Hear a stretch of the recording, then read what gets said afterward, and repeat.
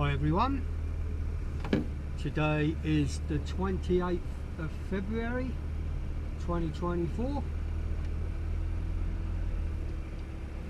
It's not a bad day, is it? Cold last night, a bit misty this morning, but it's got out alright now.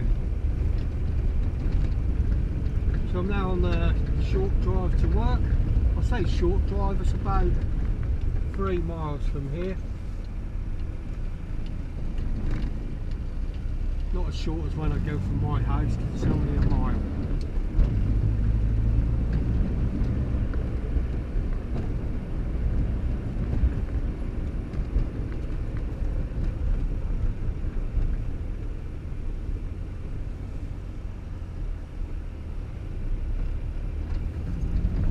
Like I say, it's not a bad day today.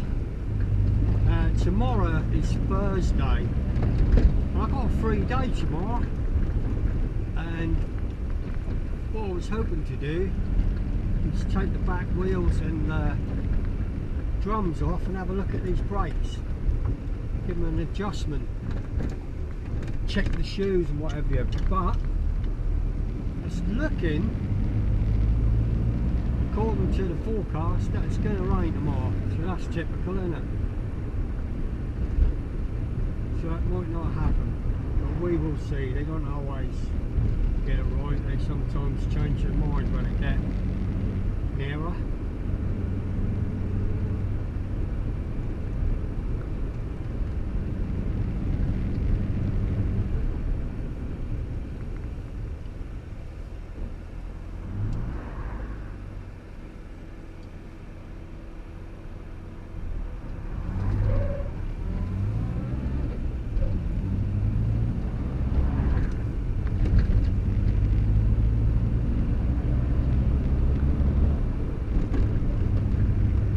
Well, the old remote control battery isolator is still working fine.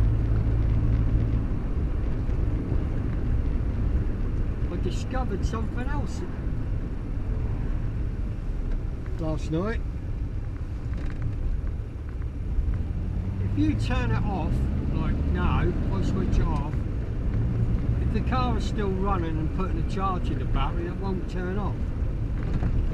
But what I've discovered is, if I turn it off and then later on switch the engine off, that'll go right off and won't restart.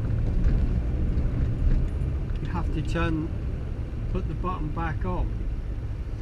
But what happened last night, I must have pushed the button and turned it off when I got in the car or whatever, yeah? Got to the first junction on the way home. Know what's up with them. It was a bit cold, and it's a mobility scooter pulled out of Aldi's, got in his way. It was a bit cold, so the engine stalled. As soon as it stalled, obviously it switched off the ignition and I couldn't restart it. It took me a couple of seconds to realise what had gone on, but I noticed all the lights were out.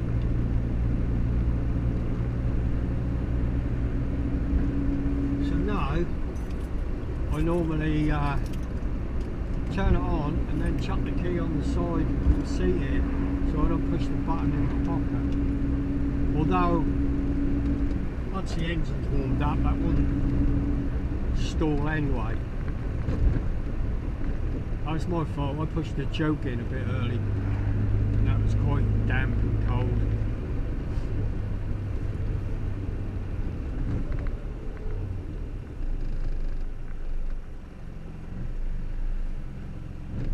But you learn these things.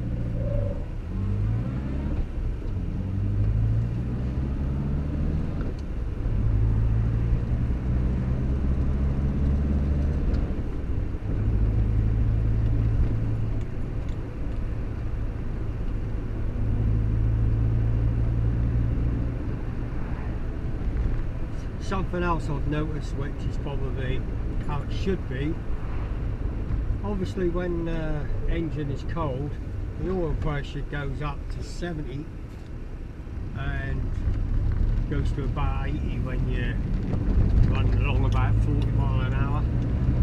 But when the engine's at operating temperature, up to normal temperature, got hot,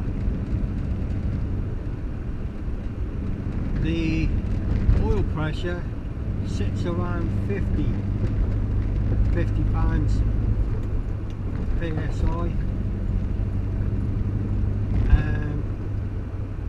and that is normal apparently for one of these engines. On tick over, it should sit around 50, so pleased about that.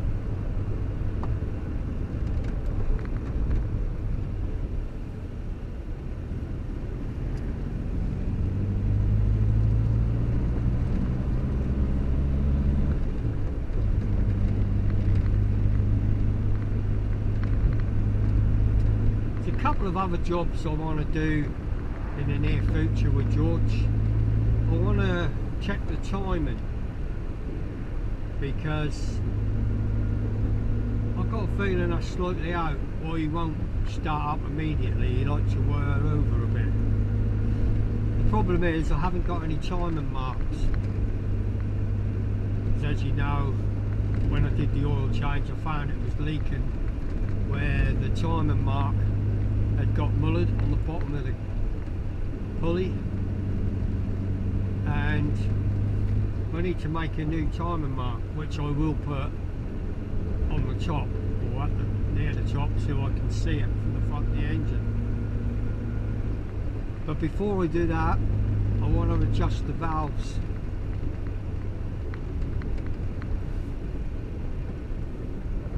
So sooner or later I'm going to be adjusting the valves and making a timing mark so we can check the timing. Although George runs fine, I just want to check how far out it is.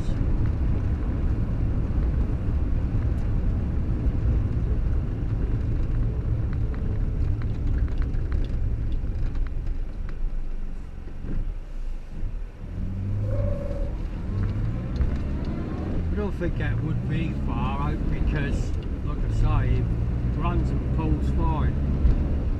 Once it's started, he ticks over alright. It's just that restart where I have the problem. I say problem, it's not really a problem, is it? I just have to whir over, but it does that whether it's cold or hot. But just occasionally, out of the blue, I'll turn it over and that'll immediately fire up, which is strange. Anyway, I'm at work now, and what I will do when I pull up here is just have a quick look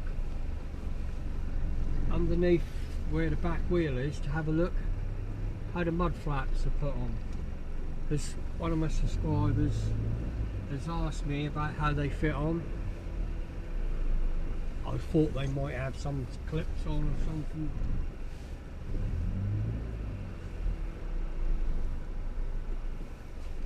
But I think what it actually is like a bracket that comes off from the inner wing. So we'll have a little look at that right now. I'll just get my other camera. As you can see here, it's got the mud flaps, and I don't know whether you can see, but there's a bracket here bolted onto the inner wing, so it comes like a out to here, and then the mud flap is bolted to that. See if I can see better on the other side. So as you can see on here, there is this bracket that bolts to the inner wing, and then the mud flap is screwed or bolted onto it. That may come as a kit, or you may have just made this out of a piece of angle, but it looks like that's how it's come to me.